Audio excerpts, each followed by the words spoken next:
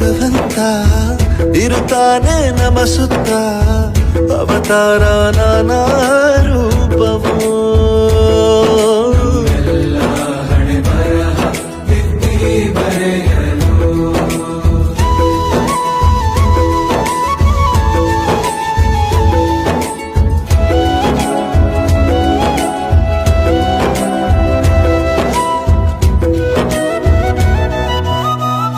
ಬಾಳಲ್ಲಿ ಲೆಕ್ಕ